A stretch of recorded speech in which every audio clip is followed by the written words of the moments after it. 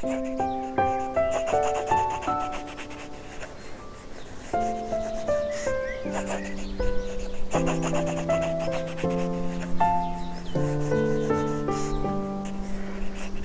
jsou moje nejoblíbenější motivy a místa, tady ty cesty a pole a ta krajina.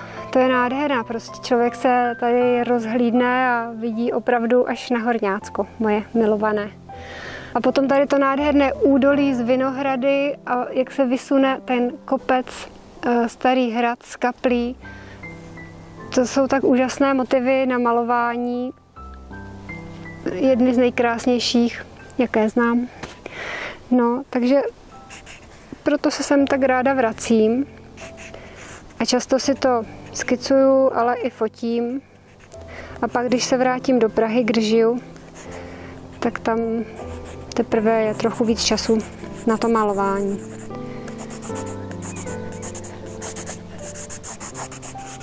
Potom to zpracovávám barevně,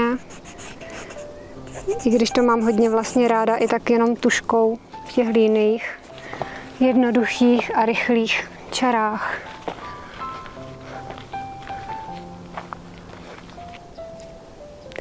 Mě nikdy nenabije nic víc, než to, když přijedu sem na Slovácko a jsem tady v té tichosti v krajině, ale i v tom hluku, třeba s kamarády u muziky a mám ráda ten život, co tady je.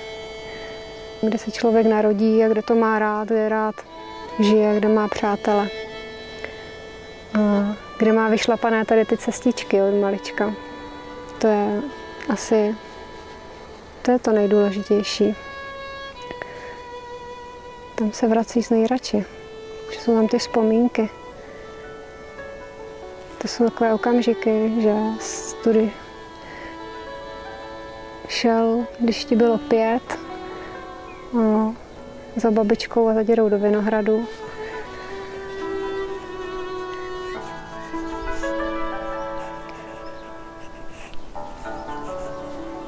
A přitom je to furt to stejné místo.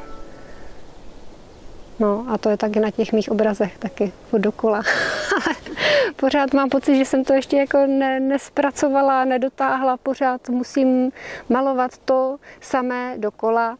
Nedávno mě někdo psal hrozně hezký dopis a napsal, i když malujete pořád dokola to samé, už tím, jak začal.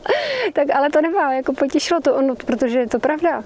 Ale tak to je folklor, že? To jsou ty tradice, tak to je právě opakování. No, tak asi to s tím souvisí. Já už nenajdu asi lepší motiv. Tak to tak bude. Krajina, muzika, tanečníci, no, furt dokola.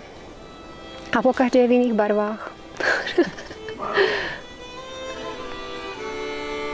Tak to je.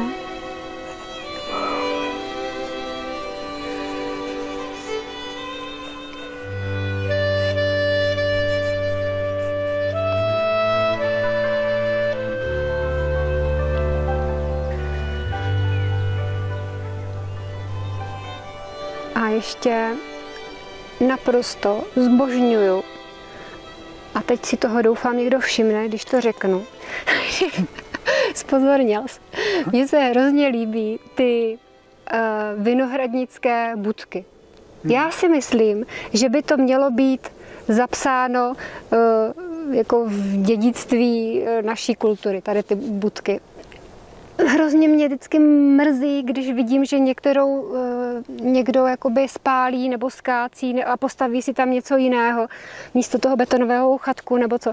Prostě to je takové dědictví tady to. Vždyť, jo, v té budce schovávali nářadí naši předci, rozumíš? A tím se živili, pracovali, když došli tam, odpočinuli si tam, měli tam vodu, protože tam bylo chladněji.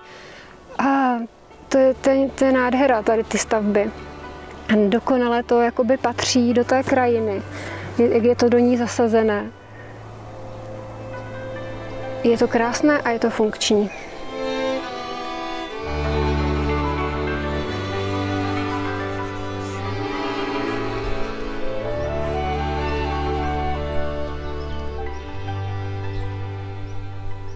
Když jsem se přestěhovala do Prahy, tak mě právě můj dědeček, který tady měl vinohrad, říkal: Ledínko, musíš začít malovat Prahu, jinak se neuživíš, ty musíš začít malovat Prahu.